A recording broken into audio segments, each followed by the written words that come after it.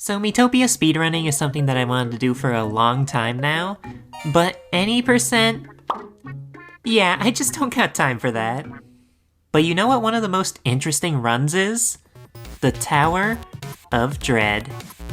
This is part of the post-game where Miitopia becomes an actually serious RPG in terms of challenge. Since it's in the post-game, there's a special little thing where you can use any levels and equipment that you wish, which means I had to grind. Thus, I set out to assemble the perfect team, consisting of me, Camo, Chat, and Melody Nosurname. I made this Melody me a long time ago, and she was already the job that I needed her to be.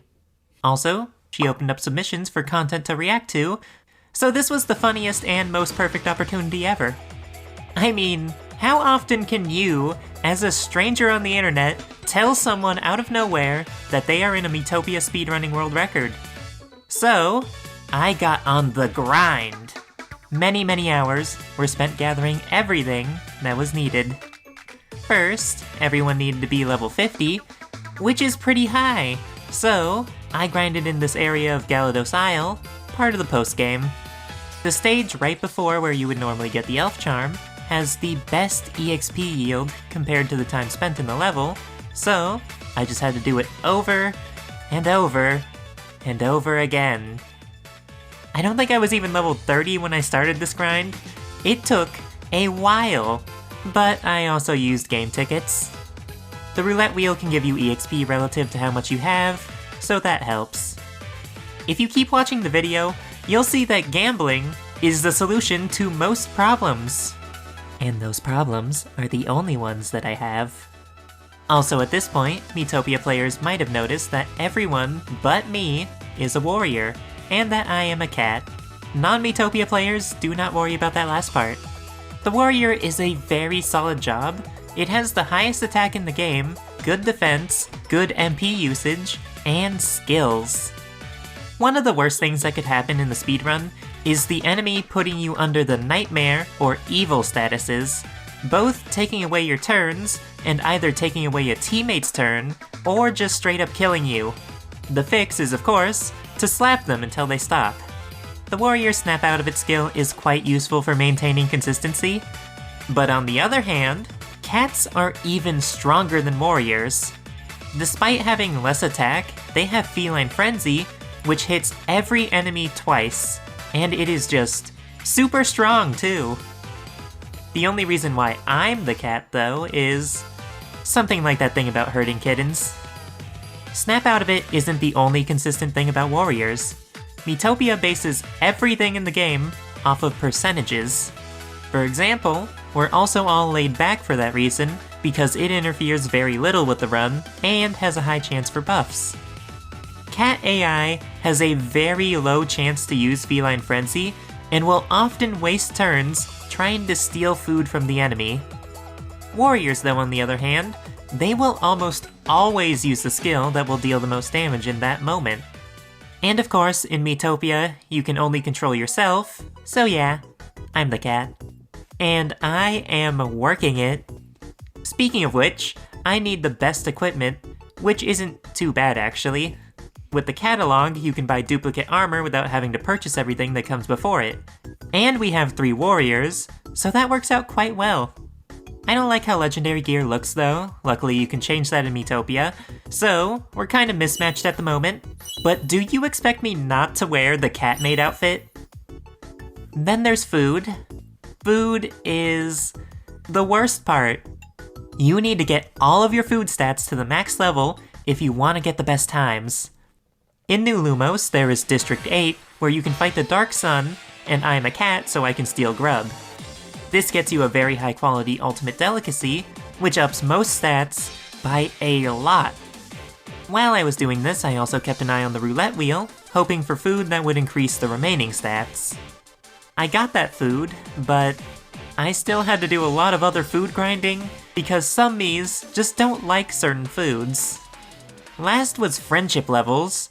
That was just boring, okay? It was like EXP grinding, but more mundane. That's all the prep, and just for reference, here is the current record times with world record being 5 minutes and 35 seconds. That is very optimized, because there are 8 bosses in this tower, and I need to somehow beat that time. With all that said though, let's just take a look at my first run. Let us start a run. And of course, the obvious thing to do is always hold the speed up button. And just spam Feline Frenzy, that's all you need to do. Wait, what? You were supposed to already be at level 99. Okay, so that's time loss. I've made some small mistakes. I'm quite literally just a girl. But this is just the first attempt. Aside from a mistake like that, the RNG was very good, such as having all 3 party members lending a hand on attacks. The animation for lending a hand is relatively quick, and it increases damage a lot. Anyhow, my menuing was still pretty weak. Building up muscle memory is important for any speedrun, no matter if it's rigid or unpredictable. Parts of this have a lot less RNG than others, because you'll never die to the frogs. They are weak and don't do any status effects. The dragon, on the other hand, has a bit more RNG. You know, just a quick heads up, I did not actually max out my Mii's MP. I should have enough MP to do this, but I didn't max out my MP in case there is a timeline in which it would actually be faster to use the horse. Sometimes when I enter the dragon fight, I will have enough MP to use Feline Frenzy, but usually, I do not. This is where I differ from the world record due to my smaller MP pool. This is actually helpful though. You see, the current record eats candy at the King of Hounds, but it has 1 more turn than the dragon does for its attacks, and also, it can status us. Eating candy on the weaker enemy is safer, and I would rather spend my turn eating when I know that the enemy will have a shorter turn. Just think about it. Skipping a cycle on the Hound will save me 3 attacks, whereas skipping a cycle on the Dragon will save me 2. Skipping a cycle on the Hound is just more beneficial. This part of the run sucks though. This is the King and Queen. Someone might have asked themselves by now, how do I do a boss rush without healers? The answer is simply not dying, duh. It's easier said than done though, because at this point, I am a little bit worn down, and the bosses are starting to deal a little bit more damage. Not to mention, really harsh statuses. The best way to not die is literally just killing the enemies first. After these 2 is the Evil Sage, and right around here, I am basically all out of MP, and usually at low HP too. So it is rough, to say the least. The strategy here is to Hyper Sprinkles and shield one of your teammates. You need to have 4 Hyper Sprinkles and Shield Sprinkles for the Dark Sun, which is coming up next, but that also means that you just have an extra of each lying around. So, why not use them? Hyper Sprinkles rates attack a ton, but you can't use skills with them. However, lending a hand on a teammate's attack will include their boosted attack. Needless to say, it is fast. My menuing certainly was slow and uncertain though, but this was just my first run. The shield sprinkles help a ton though, because dying does lose you a lot of time. Not only is that 1 less person attacking, but every job AI is made to prioritize reviving, and the warrior has super snap out of it, which of course revives. It's not guaranteed to work either, so a bad RNG roll is super bad. Finishing the Evil Sage, now it's Dark Sun time. And here, at the Dark Sun, now you just Hyper Sprinkle everyone. Now I need to get better at the menuing there too, so that way I don't end up fumbling on the menu and wasting like a second. I don't think that you can kill it in 1 go. That is the worst possible RNG. It didn't attack. Instead it put them into a nightmare, so now they're dying. Everything's going horribly right now. Okay, good. Put Chad into a nightmare, and me. Now we can actually die. Okay, so yeah, that was bad. That was pretty bad. So yeah, I didn't even succeed. I had good RNG leading up to this, But it does not matter if I die to the Dark Sun. After this, I had a quarrel that I needed to fix, which means that friendship skills won't work properly until I fix it, among other negative effects. So I used an outing ticket to repair the relationship, which got me bananas as a souvenir, so I had to eat the bananas. Look, you don't understand. I had to eat over 100 bananas before I got rid of them all before. They slow you down. Anyways, time to show you what a successful run looks like. King Cow goes down very fast, and one thing to know is that everyone lending a hand for Feline Frenzy is one of the best possible things. Unlike, say, Dark Eye Slash for the Warrior, where it just adds everyone's damage to the attack once, Feline Frenzy adds it to both hits. So yeah, very big numbers. King Calkai also do very fast, in one round in fact. This is big because it summons a minion. That means it does a whole summoning animation, the minion has an entering battle animation, and then it has an attack animation, which takes super long.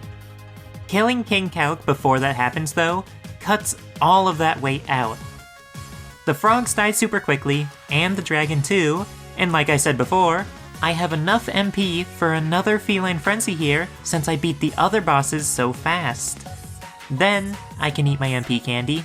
This means that I'll have slightly more MP later, which makes the king and the queen just a little bit safer. I had good RNG on the Cerberus, or King of Hounds. I don't care, Cerberus is easier to say. The king and queen went down nice and easy too, and then for the evil sage, I had a brilliant idea. Since I'm out of MP anyways, I'll just diverge from what the record does and hyper sprinkle myself. I was on super good pace here, beating the evil sage at 5 minutes. But I don't really remember what was going on through my head here. Either I didn't notice, or I thought that I'd just die to the Dark Sun anyways, cause I was not showing any excitement. In the end, I got a 6:15, which is incredibly fast, do not get me wrong. But that was not even 3rd place. I thought it was when I got it, but apparently 3rd place is also 6:15.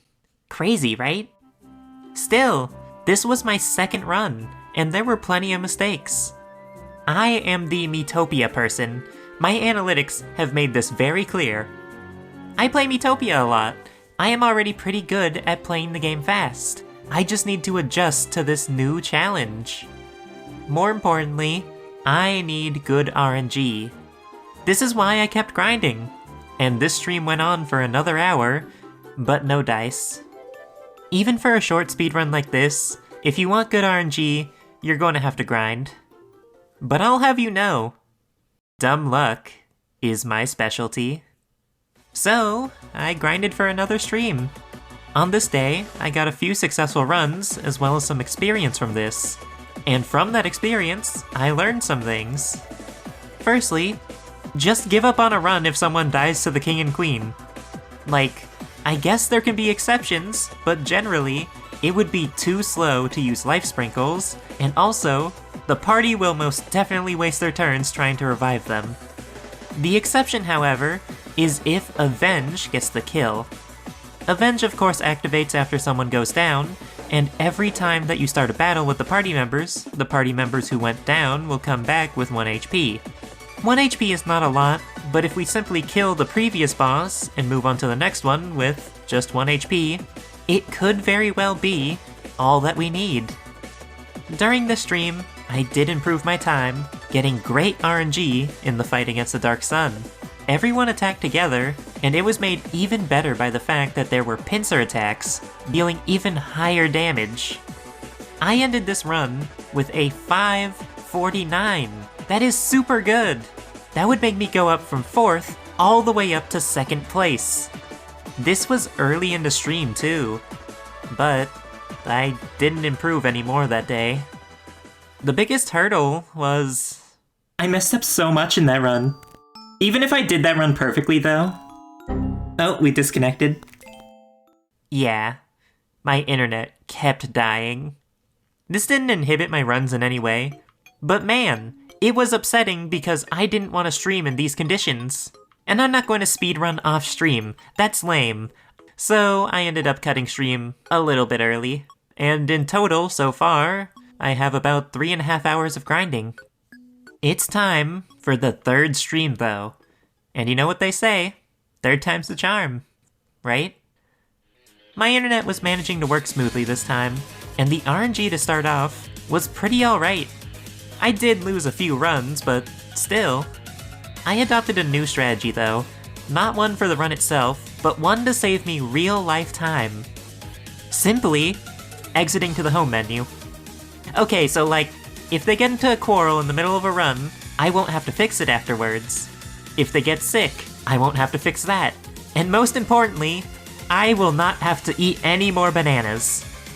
This is also good because of course there are runs where I'm not going to get a better time, but you can't just run away from battles in the tower.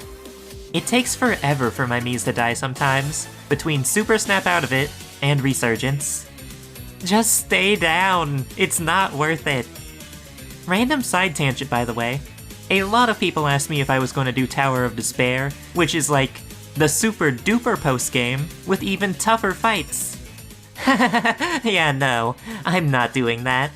That run takes twice as long and has more than twice as much RNG. But yeah, back on track. I've been getting better at doing the menuing as time goes on. I've gotten used to the flow of the run to the point where I can just ramble on about Yuri while I play. That's just an example. But yeah, something else about Miitopia is that you can input into menus while they're still sort of transitioning onto the screen. But the game does limit how often you can make inputs, ever so slightly. What I'm saying is, inputting blindly can save you just a little bit of time, but there is a chance of messing it up. Either the game won't register an input and you'll do the wrong thing, or you might just miss input without realizing it. I didn't have that too often because I didn't try to do that all too much in and of itself, but still. I had quite a few runs die during this stream, but that's because I became more selective, which is a good thing. If you know what you're doing already in a speedrun, the important thing is to jump back into the next run when you know that you're just wasting time. Doubly so when the run has so much RNG. Also, I just realized while writing this, over 50% of the team is in fact trans, because Chad is part of the team, and I know for a fact that a lot of you aren't cis.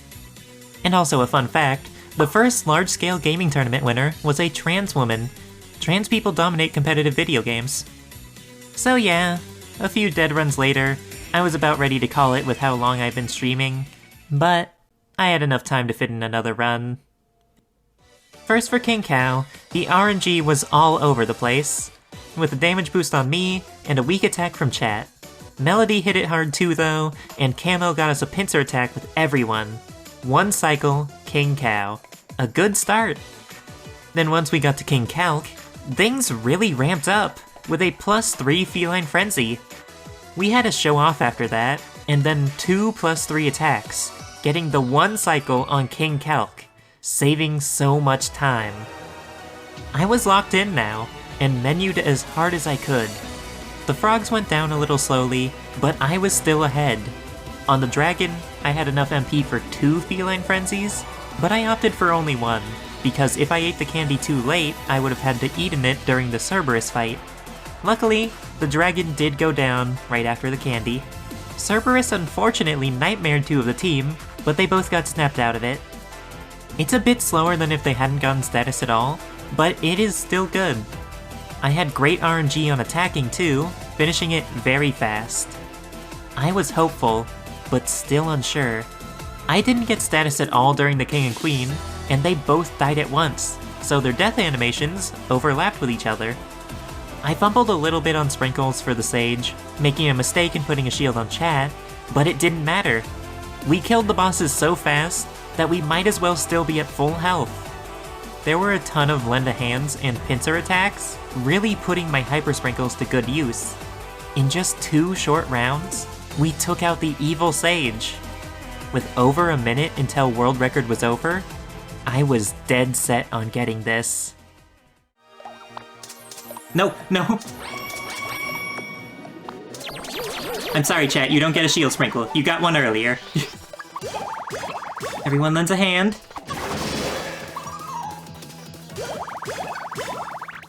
I am praying. I am praying to the guardian spirit. Everyone lends a hand. Just a few more attacks. Everyone lends a hand. Pincer. Please, please, please.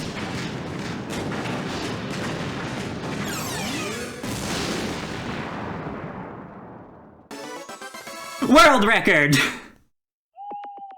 With that, I actually managed to do it. This was absolutely crazy, because I had only been at this for less than a total of 6 hours. I was prepared to take until December, but no, I got it. But, that's not all actually. There's something else. Now I get to make the funniest video ever. Round of applause for me. I'm so cool. Round of applause. While we're at it, I just want to throw in something. There was actually another reason why I decided to do this.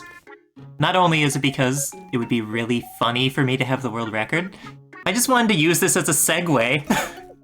Yep, I did this as a segue for an idea that I had. I want to encourage more Miitopia speedrunning, but it is such a stagnant game, and the any % run is just not accessible. What can really boost activity is category extensions, where you do something stupidly specific or weird in a game, such as completely filling your inventory in a Minecraft world, or looking at rupees for many, many hours to avoid most items in the game in Twilight Princess. And I'll talk about all of that in a future video. But yeah, there can definitely be improvements made to this run, between my 2 sprinkles mishaps and someone possibly just getting better RNG. With all that said and done though, thank you to everybody for watching, and I'll see you all next time. Bye-bye!